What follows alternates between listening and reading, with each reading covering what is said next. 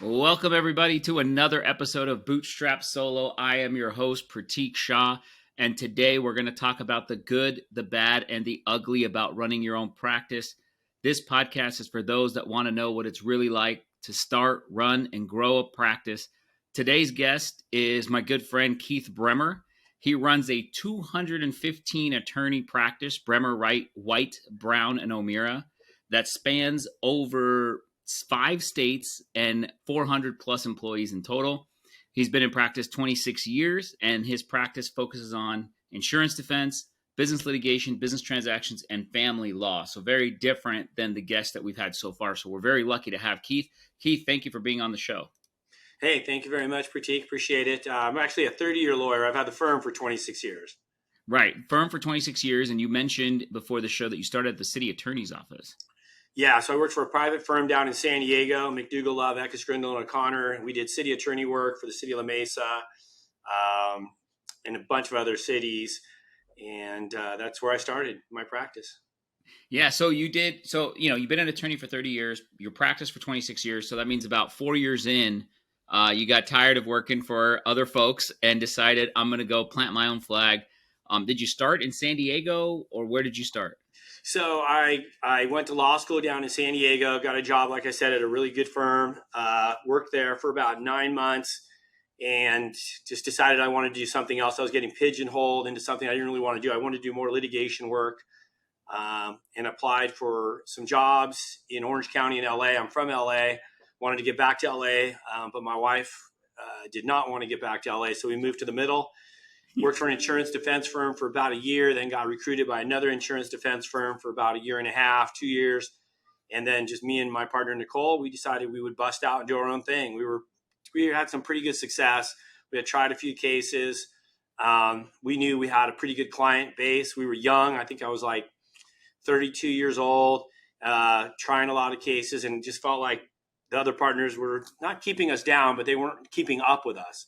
Our energy level was far higher, and we felt like if we were going to do the things we wanted to do, that we would need to break out. Yeah, so you and Nicole, it sounds like you guys were probably having these conversations, obviously, while you were working together in Newport Beach at the firm you were at. How long would you say that kind of went on for, where the idea got planted and then it started getting discussed, and then it finally happened? So it wasn't actually all that long. We were competitors, her and I, and we had worked on some large cases together as adversaries. And she told me, we're looking to hire.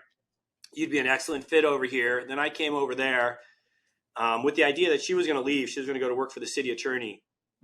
We were working together for like 60 days, had some really good synergy and energy. Loved the clients. She loved the clients. And she's like, I think I want to stay. I'd rather work with you than go do that. So then we went to the partners. At that time, the firm was like 14 or 15 attorneys. And they said, hey, if you guys can sustain yourself and grow your department, then there's work for both of you. But to the extent that you're outgrowing each other, one of you is going to have to leave. So we were pretty motivated pretty early on. And so she decided to stay. We got together, we started to really market and collaborate, and we grew. And just to give you an idea, when we left, we started, the firm was like 15. When we left, there were like 45 lawyers. And I would say of the 45 lawyers, 25 were working for us. So we knew we had a pretty healthy base, and we had a pretty good diversity of clients. We had 3 or 4 insurance carriers that were sending us work. And we had already tried a couple of cases. And that's what I was going to ask you. So at that time, you and Nicole were running what kind of law area? Insurance defense at the time? Yeah. So thanks for asking. So a couple of things. One is we were doing exclusively insurance defense work. And secondly, we were doing exclusively construction defect. And so it's a pretty big cottage industry for those who aren't involved in it. There is, just exactly like the general liability world we live in, there's the cottage industry of amazing plaintiff construction defect lawyers who do quite well, and there is a cottage industry of defense lawyers that do that. I will also say that I got some incredible trial experience, because in a trial with a construction defect case, you have a plaintiff who might represent 20 or 30 homeowners versus a general contractor, subcontractor, owner, developer, myriad of architects, et cetera. So I would be able to see a great plaintiff lawyer do an opening. I'd then be able to see 10 or 12 great openings from a defense. Oh, wow. So in one trial, a trial in those days, we were doing trials, they were 45, 60 days. I would be able to see 8 to 10, 12 lawyers, and I could see what I liked and what I didn't like. And it was an amazing experience. Wow. I mean, yeah, that's just, in the general liability space and the personal injury space, it's rare to have cases like that where you've got 10, 12 lawyers on one side versus another. That's unique. So you and Nicole were handling these construction defect cases representing the insurance carriers at the time. And so you built a relationship with these clients, right? You represented them. They liked your work. You liked their work. How does it work when you're deciding to leave and you've got these corporate clients? You talk to your partners and you say, hey, look, Nicole and I are going to leave. We're going to go do our own thing. And then you notify the clients and say, hey, we're leaving. You can stay or you can come with us. How does that work? Yeah, great question. So we really wanted to stay ethical. We really felt good about, we had 4 or 5 insurance carriers that we really had great relationships with, from a pretty high level down to the grassroots level. And again, insurance, just so everyone understands, there's a chief claims officer who's in New York, London, Boston, Chicago. That's a chief claims officer, right? And then below him or her are VPs, and then below them are managers, and then below them are claims handlers, and below them might even be a TPA. So, there's just so much marketing and so much touching that's involved. And we felt pretty good about, of the 5, of 2 or 3 of them would follow us, and that they knew we were doing a lion's share of the work.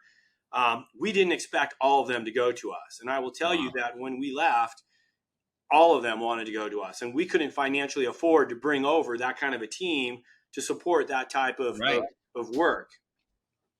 So yeah, that was going to be my next question. Okay, that's a a problem of riches. Okay, you expected 1 or 2 to come with you, and you thought to yourself, okay, to service those 2 clients, those 2 insurance carriers, we probably need a couple of attorneys, and you budget accordingly.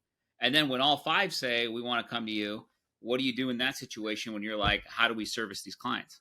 Right. So just to back up a little bit to answer the other question, just a little bit more, because I like the question. I appreciate it. And we have an amazing history to get there. So Nicole had a family member, a father-in-law who really liked us a lot. He was a big mentor. He was a big business owner. He's kept telling us, you guys are amazing. You're young. You have so much energy.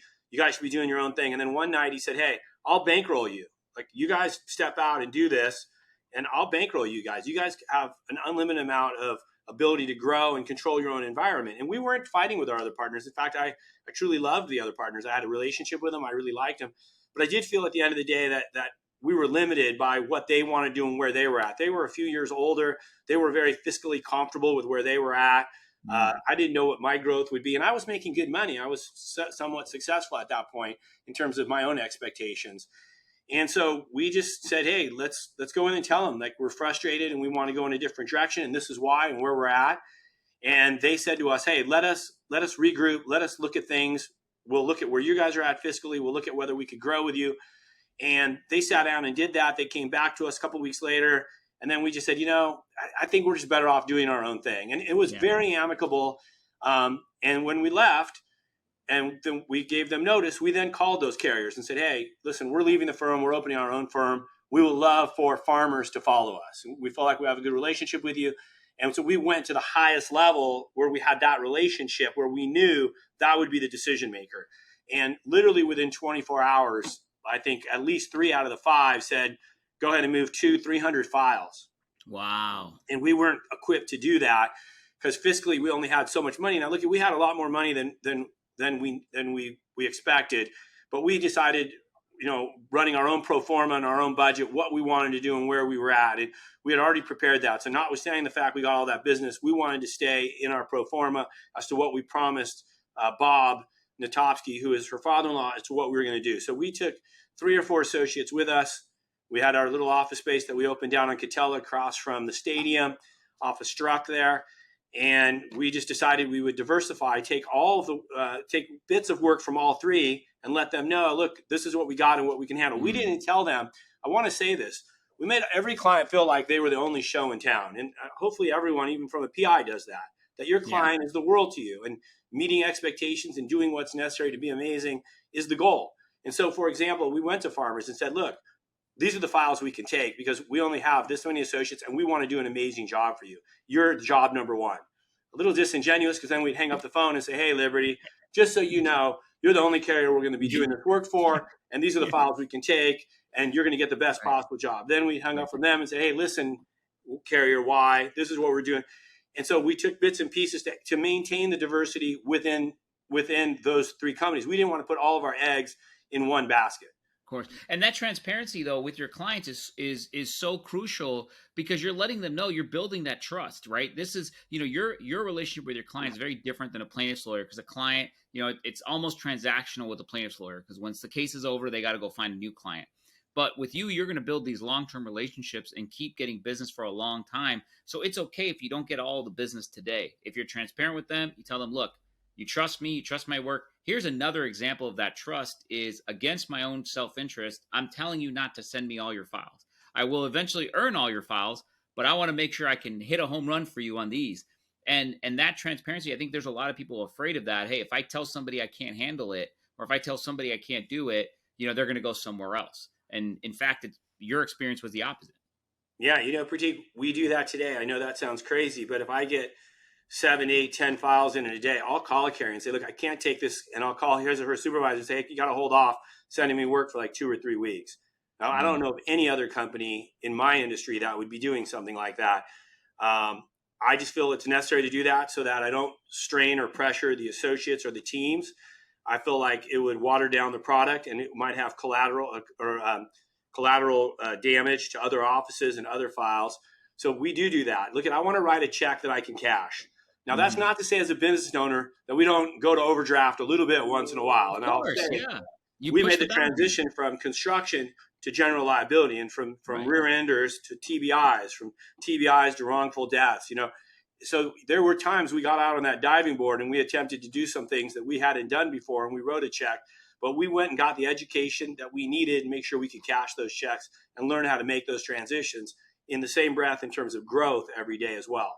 Yeah, I mean, look, growth is uncomfortable. As you not only change practice areas, but as you go out and hire new people and get more business and get more files, there's going to be these points where sometimes you bend and sometimes it breaks and it doesn't go exactly the way you had planned it out in your head, but you got to do that. And that's okay. I think that's one of the purposes of this show, of this podcast, is to let people know that, hey, sometimes you're going to push the envelope. Sometimes you're going to say yes when you shouldn't have said yes. Sometimes you're going to say no when you shouldn't have said no, but it ain't the end of the world. It's okay. You get through it. So, if you don't mind sharing kind of one of those moments, you don't have to get into the details, but there's got to be some of these moments where you're like, oh, we just bit off more than we could chew. And then how do you get through it?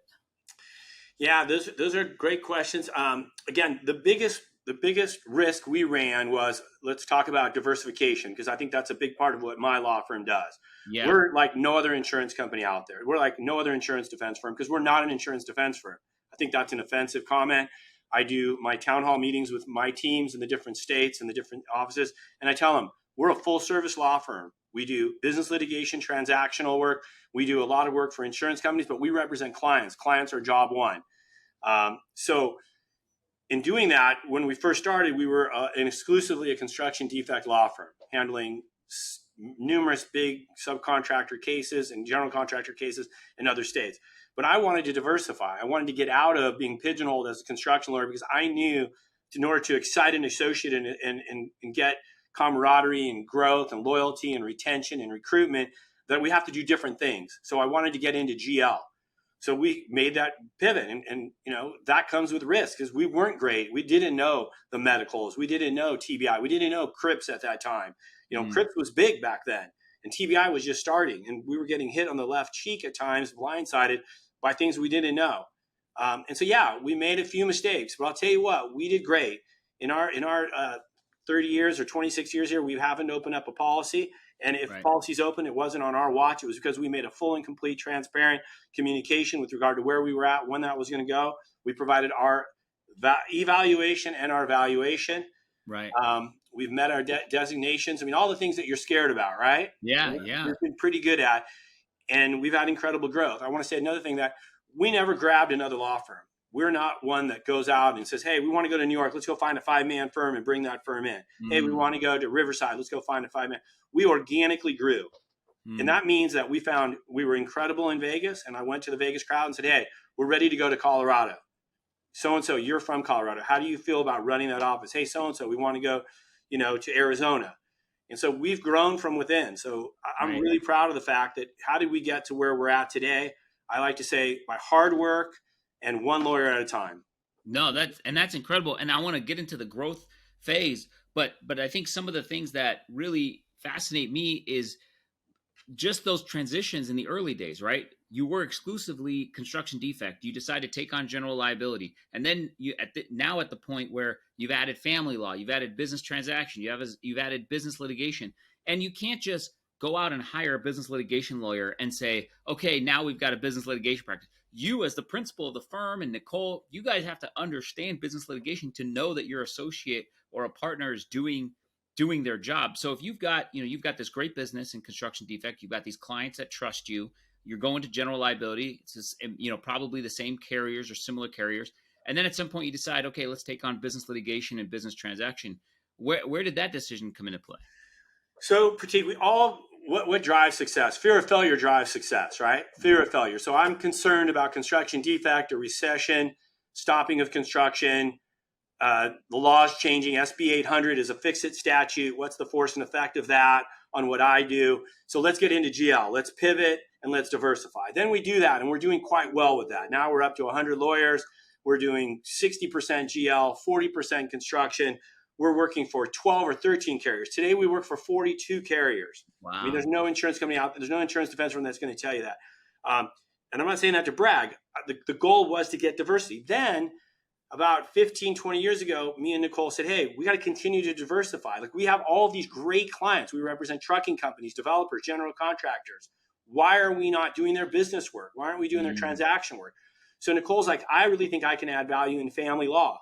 I've got some contacts in there. I think I can some work. So she went back to school. She got educated on that. She got a certified family specialist degree in family law. And we grew. Today, we have 15 family law lawyers. We're like the second largest family law firm in all of Orange County. Wow. In the same breath, I started to dive into business litigation transaction. I started doing classes. I took classes on 17200, business and professional 17200. I started taking classes on contracts, torts, and different stuff. And then I started to tell clients. So one of the things was, when we get a new case in, hey, it's great to meet you, Joe. I understand you have a trucking company and your guy ran a 4-year-old over. By the way, while I have his or her attention, we're a full service law firm. So I'm not sure if your corporation's in good standing or it's not, but that's something we should look at, and I think we could add value. So we started to make the touches, and we started to say, if we get an insurance defense file, let's pollinate that into a business litigation file. And then from there, we started getting into plaintiffs firms, right? Defense firms that needed partnership agreements, different contracts, different companies out there that needed services. Right. And then word spreads. As you're doing good work, word starts spreading like, oh, and everybody knows you. You're a friendly guy. Everybody likes you and gets along with you. So it's easy to say, I've referred you my friends who do real estate transactions and real estate business. They have nothing to do with the insurance space. But I know you. I know your quality of work. And my buddy says, I'm selling my business. I need a lawyer. I was like, oh, call Keith. Keith will take care of you. And the thing that I will tell you, and one of the things I pride myself on that I always tell the audience is I don't want this to ever be commercials for people's law firms. I want them to come in and tell us the true story. But this is the truth. Is one of the things that I appreciated is when I gave your number to my buddy, it wasn't some associate at your firm. You went and took care of him. You went and called him. And then my buddy calls me. He's like, oh, I actually talked to Keith. I actually talked to the partner. I'm like, oh, that's amazing. I didn't even expect that. He didn't expect that. And so that goes to that level of service that you were talking about from 26 years ago to today. That's still going on. Yeah, I feel that Nicole and I both feel that the front end intake is so important to set a floor. What is the client's expectations? To be reasonable about that. I feel like when we have a business litigation or transactional project, it's sort of like a construction project. I'm going to build a deck for you in the backyard.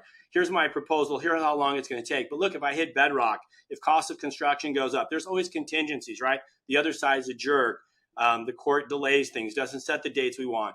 So we feel it's really important to make that initial contact, to make that introduction, to lay the foundation as to what we want to do in terms of what we want to build and how we want to build it. What's the timetable? What's the budgeted cost? And then we set that groundwork, and then we transfer it to a team. So today, for example, I got in probably 6 cases this morning, right?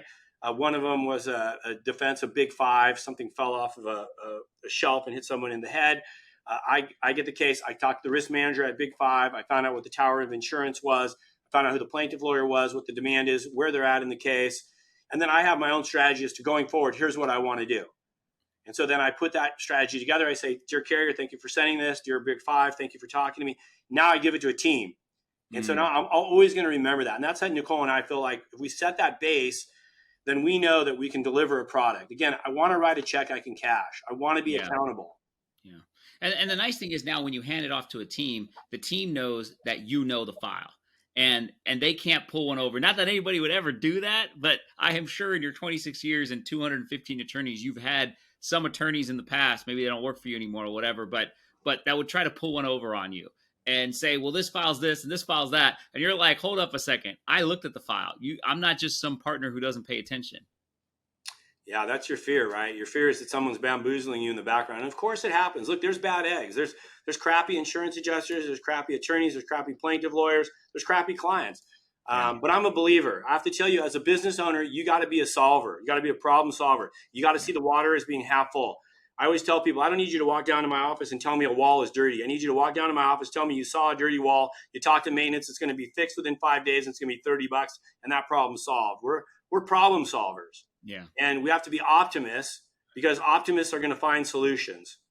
Well, absolutely 100% agree with you. And I think what I see a big difference in those law firm owners and business owners in general, and you see a ton of business owners, the ones that make it and the ones that are successful always have that positive mindset. They're always trying to figure out the solution. They know that there's a solution and they go, why can't I figure it out? If someone else figured it out, why can't I figure it out? And if no one else figured it out, then the rewards are going to be even better for me when I do figure it out. Versus a lot of people run into a problem and they stop and they go, well, I can't do that because of X. Versus a guy like you and the business owners that I see and that you see, they go, okay, this is the problem. How do I get around it? How do you train your employees and associates to think like that? Look, some people are going to be great leaders and some people aren't, right? In order to be a great partner, a partner one time, Gary Smith at Smith & Crane one time told me and my partner, Nicole, you're going to meet 1,000 lawyers. Only one's going to make a great partner. Okay. So in order to be a great partner, you have to have the ability to do a myriad of different things at one time. First of all, you have to be a great lawyer. That's a no-brainer. That's already assumed, right? I'm going to make someone a partner who's a crappy lawyer. You got to be a great lawyer. Okay. Then you got to be a good people person. That means you got to be good in the office. It's not good if you're in the office and you're throwing a staple. And here I'm trying to create a culture, of this great environment. And I've got this idiot down the hallway throwing a stapler, getting angry. He's got to be a good person, right?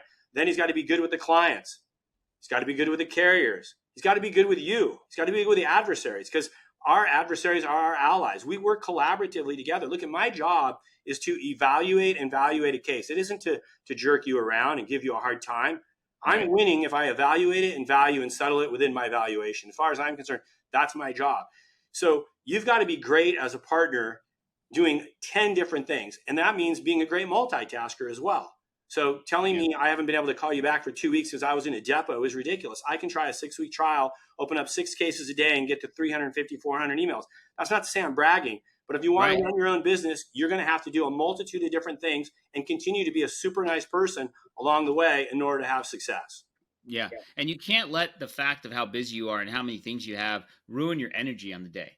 Because you still got to get out there in the evenings and go shake hands and kiss babies and do what you got to do. I mean, one of the things that you've talked about a lot here is, one, on the carrier side, you've got like 5 levels of people that you have to ingratiate yourself to. Then you've got your client that you want to make sure you have a good relationship with.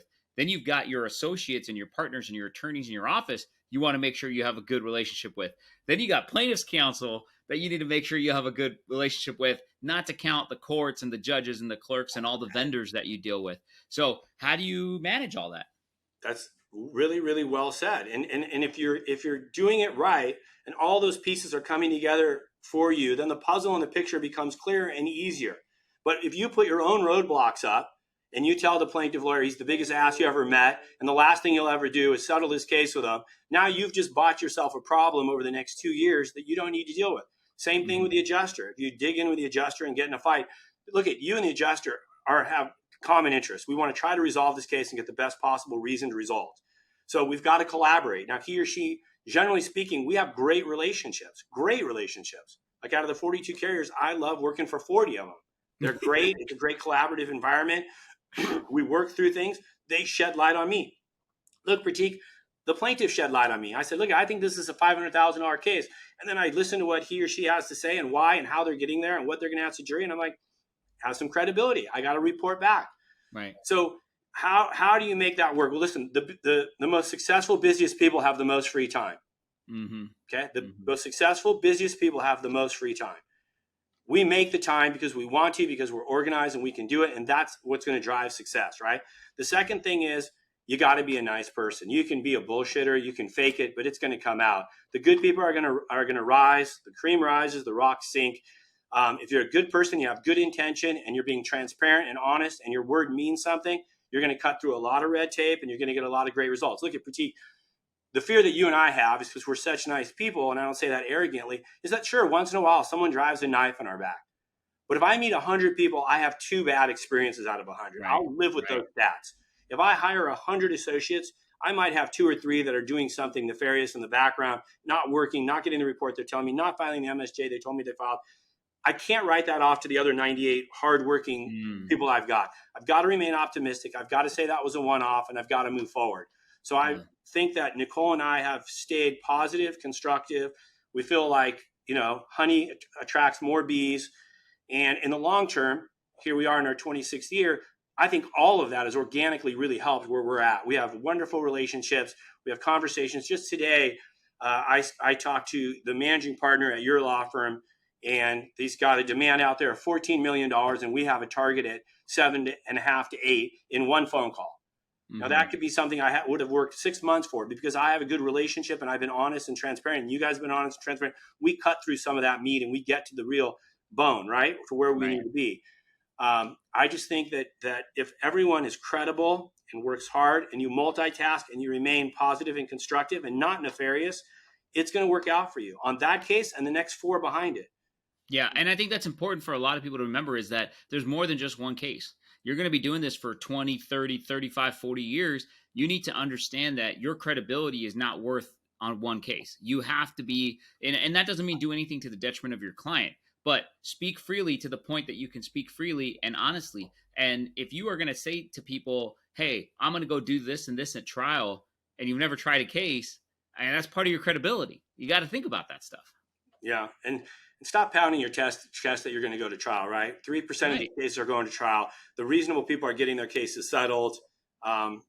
Let's have a real constructive dialogue as opposed to seeing who's, the big heavyweight in the ring. And that's, I think, the biggest mistake. And I made this as a brand new lawyer coming out and starting my own practice and trying to negotiate settlements is, you get this sense of how it's supposed to go, which is this big battle. And I've learned over the years, you and I have negotiated a handful of cases together. And I've learned through that from you and from other people is like, no, it's a lot better to just do it this way. Is let's just speak freely. Here, look, here's the problems in my case. We all already know. Half the time, the defense attorney knows the problems in your case just as much as you do. And the defense attorney knows the positive things in the case just as much as you do. You're not keeping any big secret that your client's got pre-existing back injuries. They've got the records already. They've seen it. Like, it is what it is. So, hey, look, yeah, this doesn't work for me. I get that. That's a negative. That's going to take some off. Yeah, there's probably some comparative because my client was on a motorcycle, whatever it may be. But considering all that, here's where I think our value is. And when you do it that way, you get a lot more credibility. I totally agree with that. Yeah. So I really think that I hate to keep using this word, be nice, right. Be honest, be transparent, but I'm going to tell you, I'm in my 26th year and I've done less marketing in the last 5 years than I've done the last 25. And I'm getting more work the last 5 years than I've ever got in my life. And I'm getting it organically. And I think that's because I've shown over a period of time that I've written a check that I can cash, that I've told the carrier, here's what you can expect from me. I'm a Starbucks coffee. When you walk in, you're going to get my smell. You're going to get my flavor. You're going to get my taste, and you're going to like the product. That's what we've really worked at, branding who we are and what we are. And so the work has organically come. In the same breath, we're not in fights. We're not fighting with you guys ever. It's a rare occasion. Right now, we probably have 10,000 active files. Maybe we have 3 or 4 real dog fights between law firms. I mean, out of 10,000 cases. So yeah, that's crazy. I really think it pays dividends. And again, organically, I'm getting more work from a diverse group than I've ever got. And business work is unbelievable. I'm getting 2-3 business cases a day. And it sounds like, your carriers are happy too. If you can settle the cases quicker with less motion work and less expenses for them, under the value or around the value of what you expected to settle for, the carriers are happy with that. The lower the shelf life of a file, the greater the savings to the carrier. We're going to get a better deal by way of indemnity, and we're going to save money by way of defense, and we're going to remove the risk. So all insurance companies agree that reducing the shelf life is a win. And the way to do that is to be transparent, exchange information on an expedited basis, have a collaborative and transparent conversation, talk about where you need to be. And we might agree to disagree and say, look, we got to go a little bit deeper. I'm going to need your client stuff. But what about producing your life care expert? Get me that neuropsych. And then we can try to kind of cut through some of that red tape to expedite those things. But what are we talking about here? Really, Pratik, what we're really talking about is cooperation and collaboration to allow me to evaluate a case and then provide the valuation to the carrier to get the authority necessary to resolve a case. And by the way, it's not brain surgery because we're doing the same thing in business transaction. Right. We're doing the same thing in business disputes. I've got a dispute right now in Monarch Bay with two guys that own $10 million houses next to each other, and they're disputing who can build their house and which way next to each other. And it's all about me working with the other attorney in terms of calming down the emotions and the passions of these two owners and talking about what's a realistic resolution, where the court's realistically going to come in as to how high that wall should be, how big the tree should be, what the retaining wall should be in terms of footings. I'm doing the same thing in the business world. Right. So look, shifting gears a little bit back to kind of growing and managing the business, you've got this clear set of core values, right? Hey, be kind, be collaborative, be transparent, be credible. But at the same time, you're scaling a business to 400 plus people. How do you get those set of core values to permeate throughout the firm? So you've got to have a branding. You've got to let your team know, okay, so we've got a branding. And what we do in the branding is we let everyone know this is the core values of what we do. This is how we handle a case. We get a new case in, whether it's a business case or whether it's an insurance defense case, we acknowledge that case within 8 hours. So Pratik, you give me a referral of a friend. Within 8 hours, we call that friend. We introduce ourselves. We talk about what we can do, how we're going to do it, where we're at and where we want to be. We get an email to that person.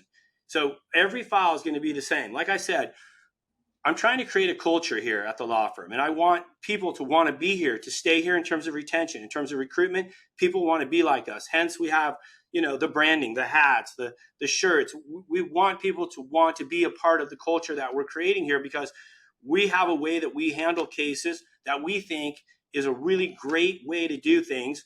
And if you learn how to do it our way, you're going to be a far better lawyer. You're going to be better at communicating. You're going to be better at resolving cases faster. You're going to handle more cases. You're going to meet more judges, meet more clients.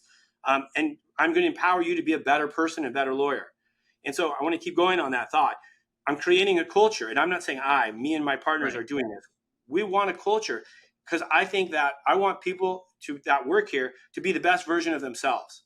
You can't change a leopard's skin. If a guy's an ass at this office, he's an ass to his best friend, to his parents, at home in his apartment. I don't believe that you're just an ass 3 hours a day at this location or that location. So I want to help him or her be the best version of themselves.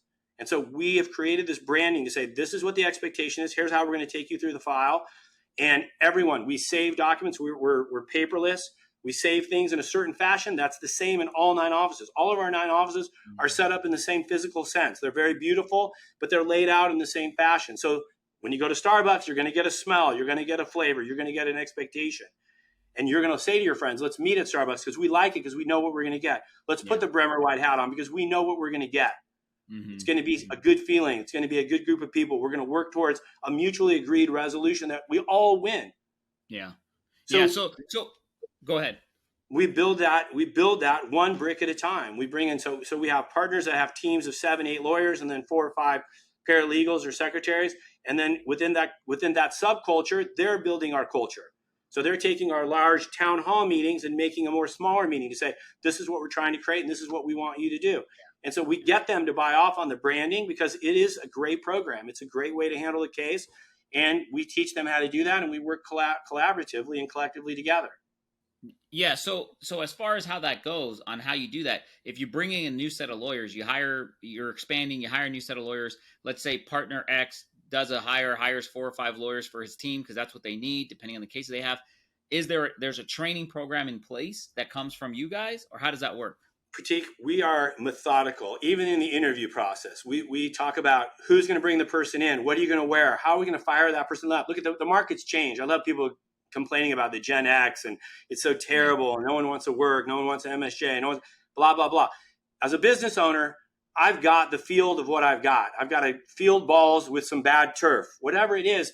That's the Right. field I'm playing in. I'm going to be the best damn shortstop out there. Okay. Right. So in terms of what that environment is right now, we are absolutely laying out a process where we want to welcome the candidate in. We want to show them what our culture is. So we'll bring them into this one nice office, maybe the sidebar that we built. We talk a little bit about our culture, about you being the best version of yourself here. This is a firm that talks about integration, not balance. There's a work-life integration. You can order beer here that you'll bring home, order your dinners, get your hair cut in the middle of the day, go fishing on a Thursday. As long as you're doing a damn good job and you're putting your hours in, there's a place for you. Then we have what's called the first day experience. We're ready. That associate has a case list. They're told beforehand, this is what you're going to get. You're going to have some autonomy. You're going to have a supervisor. And then we walk them through the entire office. In this office in Newport Beach, I think we have like 65 lawyers.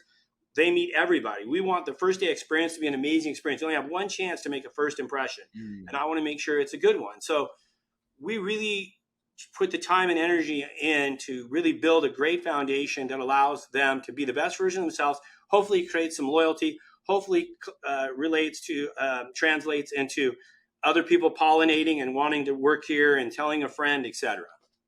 So how early in this process of growing your firm were you able to put together something like that? I mean, you said you started off with about 3 or 4 associates, you and Nicole, and then 3 or 4 associates.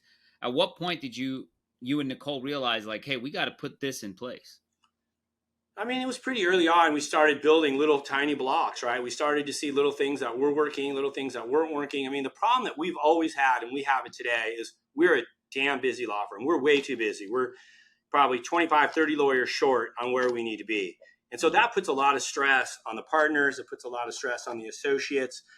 And, we're constantly trying to relieve that valve to allow that work-life integration. I don't like the word balance because it translates into one thing and then you translate into the other. No, we do it all together and you love it, right? I'm okay with taking a call at 6:00 from Pratik. I mean, I love that. There's nothing wrong with that.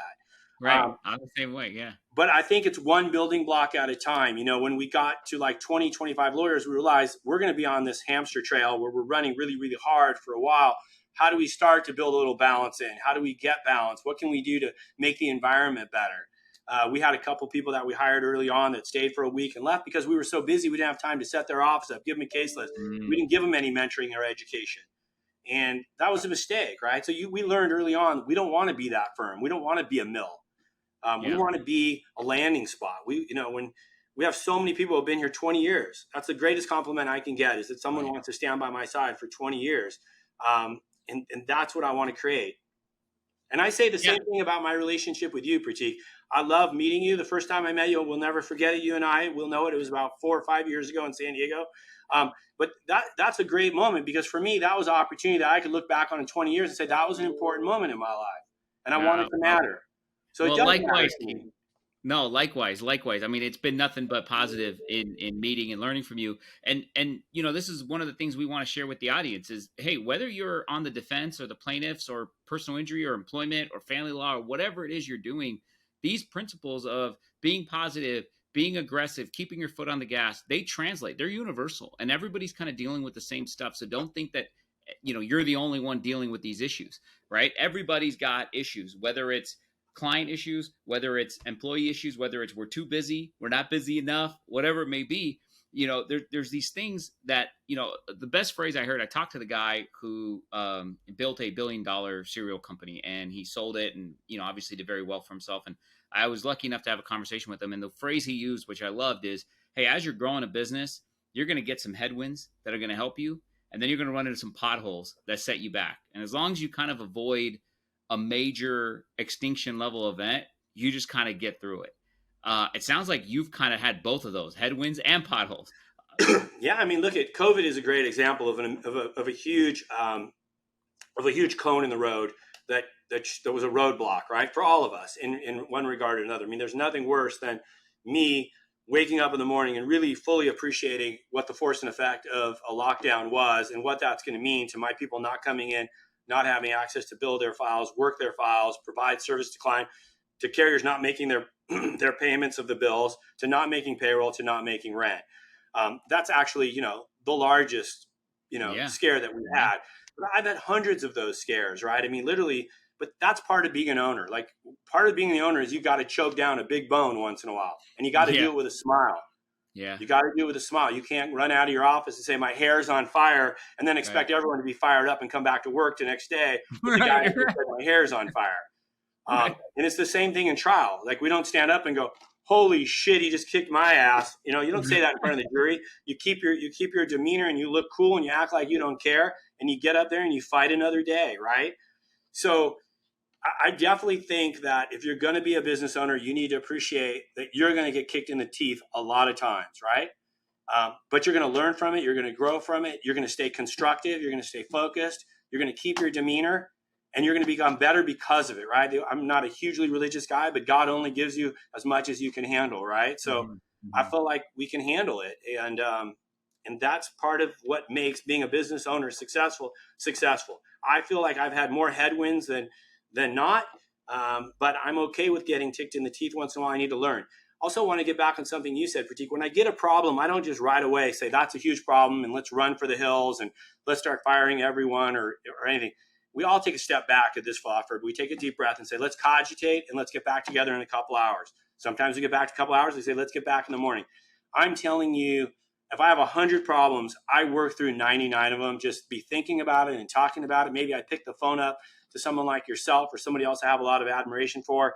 COVID being a great example. I called 3 CEOs, the biggest CEOs out there for insurance companies, and said, hey, not the CCOs, the CEOs, and said, hey, I plan to tell my people in a town hall meeting on Zoom tomorrow, it's business as usual. We're going to work from home, and we're going to kick ass, and we're going to provide client with the best services, and we're going to get the plaintiffs' firms to work with us. My next 3 calls were the 3 biggest plaintiff lawyers I knew to say, can we keep our foot on the gas and let's resolve these cases that we can resolve? And if new filings come in, let's work cooperatively. Let's work by email. My next calls were all the clients. We've got your back. And, you know, I took a moment of anxiety and no sleep and wanting to throw up in my mouth to, wow, we're moving forward constructively and positively. And everyone that's a great business owner in this environment, in our profession, will tell you that it was a great learning experience. And we all came out ahead. Yeah. Which is Everybody crazy. Did. It's true.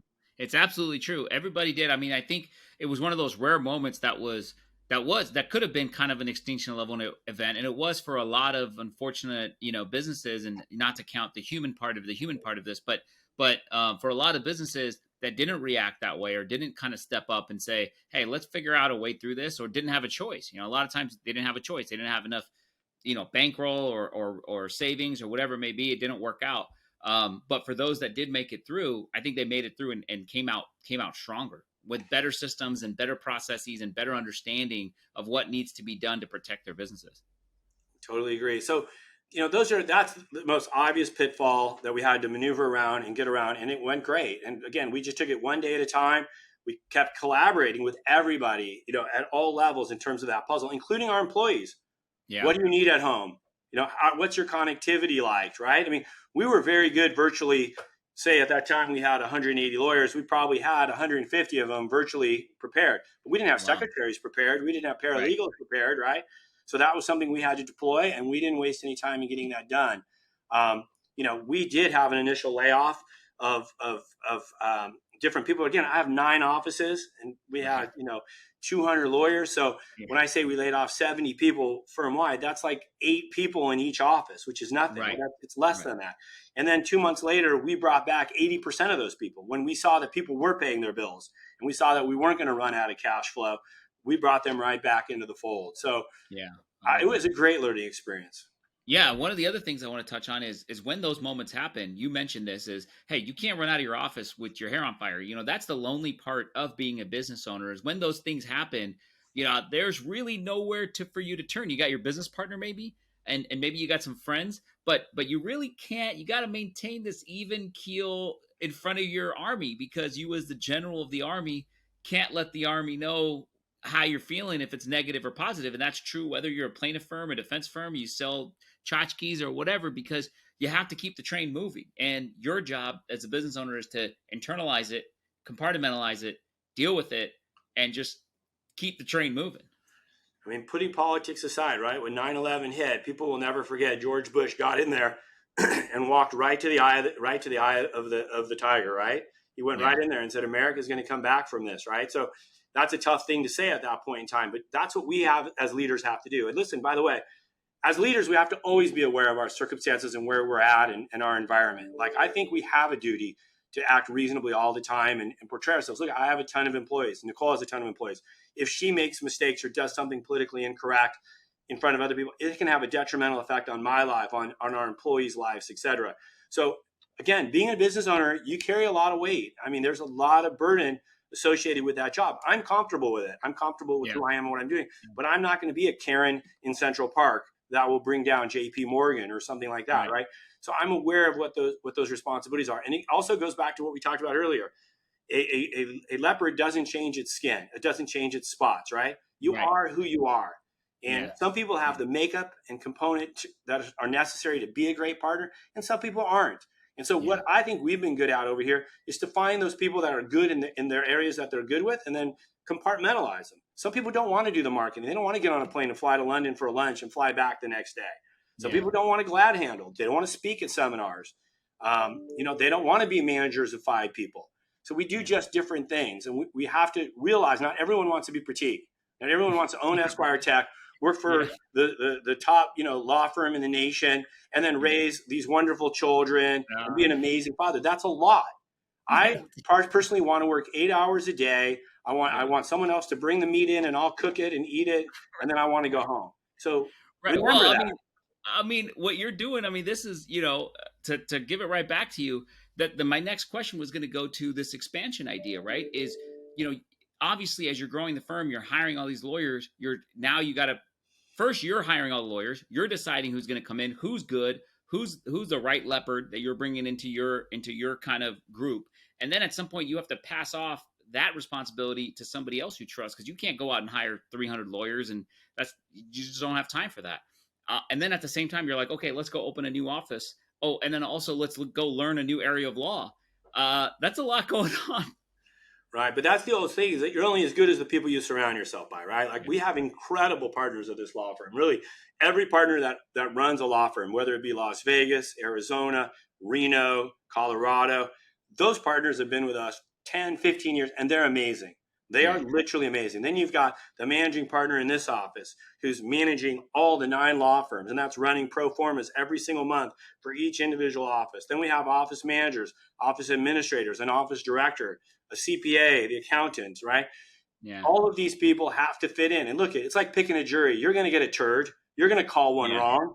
You got to cycle through those people and figure out how to get rid of them and bring the next person in, because you got to have the right team around you to be the best. I mean, the Celtics had the best team. I don't know about that. At the end of the day, they broke down. Listen, I'm a Lakers fan. The Celtics are always trash. Just FYI. The point being that no matter how good a team you are, you have to interface together, and you have to collaborate. And in our profession, the intimacy of collaboration is so important, right? Yeah. You're managing so many personalities. I'm managing the personality of partner A, who's supervising 7 young associates who are all studs, who are all amazing. Right. What is he or she doing to manage those people, to motivate those people, to create culture, to create work-life integration, and to carry our message of branding that our Starbucks smells the best, tastes the best, and it's the best environment to be in, to have that meeting. Yeah. So we're constantly working on that. And I'm blessed to tell you that we're just surrounded by some amazing leaders here. Yeah, and you got to have leaders that believe in the mission, right? Like, not only obviously you compensate them well, they come into work and they got to make money. That goes without saying. That's table stakes. But beyond that, they got to believe in kind of what you're doing, and they got to believe in the way you do those things. Otherwise, they could get paid anywhere, right? A great lawyer, somebody who's going to become a partner, like you said earlier, they're already going to be a good lawyer, right? And they're going to get paid anywhere they go. So there's a reason they stay with you, and there's a reason why they like what you're doing. And being able to convey that message and be able to find those people, that's a skill all in of itself, which is hard to do. Yeah, like I said, it's like picking a jury. I like to conceitedly believe I always pick the best jury, right? But I lose trials. Again, I think it's staying positive, being genuine, really trying to create an environment where we're allowing you to be the best individual, the best person you can be. And not holding back. And I love that you talked about money. There's no fear in money. Everyone, it's an open market. I got to treat you fairly. I got to be reasonable. And if you can do way better and there's greater opportunity out there for you, I can't begrudge you to leave. I don't want you to leave. I want you to stay here and all those things. But I got to treat you fairly in all regards. I have to create the atmosphere, the culture, the work-life integration. I got to give you the money. I got to give you the mentorship, the ability to grow, whatever it is you want, because not everyone wants to run a law firm. Right. Not Right. everyone wants to be a manager of a partner. Not everyone wants to be the managing partner that Jeremy is, right? So Right. we've got to find out who they are, and we got to be genuine in terms of really allowing them to be the best version of him or herself in that environment that he or she wants to be in. Yeah. Yeah. No, I Now, love listen, that. that doesn't, and it doesn't mean, Pratik, that I don't break through their self-imposed Right. glass ceiling. Right. Well, a lot Okay. of times people have the limitations on their own self-belief. I A don't lot of times tolerate it. people come in and would be great managers, but don't want to be managers. So I'm going to be honest with you. I push those people. I say, I love that you have a self-imposed glass ceiling and you have a wonderful life. It's boring as hell, and I hope you're enjoying it. But let's try to push through that glass ceiling. Let me just give you a Yeah. little bit more, and let's see if you don't wake up better. Look at, I'm going to share a quick story with you, and it's a great Please. story. I loved it. I had anxiety and a panic attack one time in my whole life. I was 30 years old, and I worked for Kyle Crane. And I remember I went to the doctor. I said, I think I just had a heart attack. And he laughed at me, Dr. Paul Corona out of Mission Viejo. And he said, Keith, he said, you had what's called a panic attack. I said, well, I've never had a panic attack, and I've never had anxiety, and my life's never been better. I'm married, just had a kid. I've got a great business. I'm growing by growing my business. He said, Keith, I'm just telling you, you had anxiety. And so I had this breakdown in this anxiety, and it lasted for like 6 months. And I look back at that experience as being one of the greatest experiences I ever had. And as I came out of that experience, I went into Kyle's office, and we had, like I told you, 16 lawyers at the time. And I sat across them and I said, man, I said, I've got 3 associates. I've now got 2 clients. I couldn't sleep at night for 6 months. I don't know how the hell you're doing what you're doing, but I never want to sit on that side of the desk. I said, so God bless you for doing it. And he said, you'll get there one day. So just remember, I had that conversation with someone, and I remember looking across the table in absolute admiration. Now I got over that, and I've, grown day by day, moment by moment, interaction by interaction. So everyone has the ability to do it if he or she wants to, and they have the wherewithal to push it to do it. But it's up to you. But I do push people. I don't say I don't push them, because I want this firm to be the best firm out there with the best reputation, the most well-respected and the most well-liked. And that comes with pushing. And that comes with pushing a myriad of different types of personalities. Yeah, and everybody needs a mentor or a coach or whatever you want to call it to push them, because there are things that even like for myself, I was running my own firm. I was content doing what we were doing, and I would have never taken the Nevada bar unless and until I joined Brian's firm, and Brian and Rahul were like, "We want you to take the Nevada bar." I was like, "Okay," and I went and took it and passed. And I'm like, "Why didn't I do this for my own firm? I didn't do it until somebody pushed me to do it." And so sometimes you don't even know that you want something or can do something. You don't even know the limitations you're putting on yourself until somebody who's kind of can see the bigger picture says you should go here and do it, and you kind of follow that. So that they're grateful to have you. They should be grateful to have somebody like that pushing them, because not a lot of people get that in their life. A lot of people start their firm, they think they know everything, they think they got it figured out, and they don't want to listen. But the greatest thing you could do is kind of go to people who have had that success and say, what am I doing wrong? Where am I not? What am I missing? Where are my blinders? And you'll get great advice. And that's kind of the purpose of why we're here, is to give people that kind of insight. Good. I mean, self-empowerment, right? Empowering these people to be the best version of themselves, having confidence in myself to allow them to have that autonomy, to let them work the files, to come up with their own creative ideas, even though it isn't the path I want them to always take. We listen to that. We let them market. We let them sign their own reports. I'm not afraid of losing someone if I feel I'm being loyal and providing a great opportunity and I'm treating them fairly. And I've had success with it so far. I haven't been stabbed in the back more times than not. And I'm still a super positive person. I love that. And I think that's a great message to put out there for a lot of the young lawyers. We hear that in law school, oh, be nice to people, be nice to people. But, a lot of times, truthfully, you see a lot of the people giving the advice in law school and they're not very successful. You're like, but then when you hear it from the people that are super successful, and I'm the same way, right? You and I have known each other a long time. Always treat everybody with respect. Always say what you're going to do what you're going to say. And it all works out. And, nobody ever gets every opportunity, but things that work out will work out in your favor in the long run if you do things the right way. And that's all that matters. But as we coming up here on time, I just want to I have 2 more questions for you, Keith, and I'll let you get back to servicing your clients the way you love to. What would you say are the 3 most common characteristics you see in attorneys that are successful throughout your career? Well, for sure, you have to be a good lawyer. Started by telling you, everyone, you got to learn the basics of being a great lawyer, right? You got to work super hard. And for me, I got super lucky in that I had volume and I had the construction defects. So I got the experience to have 30, 40 cases with 20 lawyers per case. So I got to see 20 people do things, and I saw what I liked. It's like my dad. I love my father. I love my father for the stuff he did wrong, which I learned from, and the stuff that he did right that I learned from. Right. So you got to be a great lawyer. That's number one. Number two, you got to be patient. You have to be patient with people. Not everyone is going to be like you. It's like my mother always said, don't give a gift expecting to get something back. Give the gift because it feels good, right? Yeah. Don't expect everyone to be like you're going to be, but be true to yourself. Be yourself. Try to be a great lawyer and do great things. And hopefully people will reciprocate. They too will be great lawyers.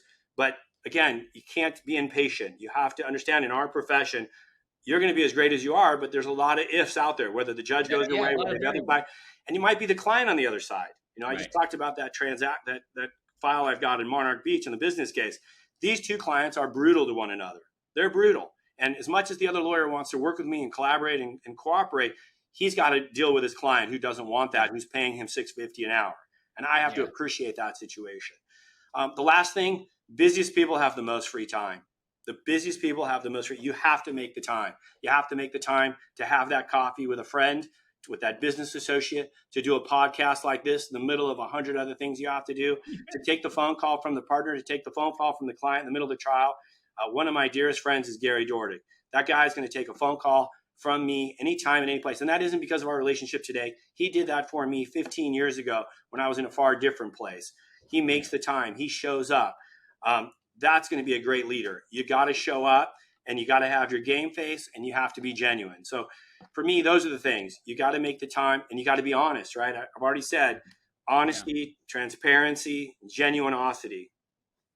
I love that. And the last question that I ask every guest on here, Keith, is if you could go back and talk to the younger Keith Bremer, what would you tell him? Well, you should have given me a heads up on that one. Yeah. Well, if you had listened to a previous episode, you would have known that I've been rifling through them for the last few days between Ted Lasko and Succession. So they've been great. Your podcast has been amazing. Thanks. Gosh, what would I tell myself? I would say that at the end of the day, you're going to turn out okay. Because I came from a very poor background. We had very little. I know everyone hears that story. I didn't walk through six feet of snow every day, but it was 105 in the valley. I had one pair of jeans and one pair of shoes. I had Le Tigre shirts. I didn't have a swoosh. I had the upside down hook. Yeah. So I, from a very young age, worked super hard. I felt like if I ran on that treadmill a little bit harder and faster than Pratik did, then I would get a little bit ahead of Pratik, not because I'm smarter, because I just worked harder. I never had a lot of self-confidence, and I still don't, that I'm the smartest guy in the room. I have the smartest people in the room around me. I'm not the smartest guy. I would tell myself, believe in yourself a little bit more. Slow down a little bit. That good things are going to happen. You don't need to stay on that treadmill as long as you do and doing the things you do. Because it was a long trek. It was hard. But look, I had 3 paper routes. I had 2 jobs. I was 15, So that's where I came from. And I'm not saying that to brag. I just never took my foot off that gas. Right. And, today I wake up and I'm years old, and I wish that I had slowed that down a little bit. Yeah. I love that. Enjoyed life, right? Had a little bit more balance. Yeah. No, I love that. That's a great place to end. Thank you, Keith, so much for coming on. And thank you all for listening or watching. We'll see you on the next episode of Bootstrap Solo. And remember that just because guys like Keith make it look easy and effortless, it doesn't mean that it is. And my only ask for you guys that have enjoyed the pod, please share where you share stuff, whether it's LinkedIn, Instagram, TikTok, etc. We can only grow and get great guests like Keith if you share and let people know. Thank you so much, and we'll see you next time on Bootstrap Solo. Thanks, everyone.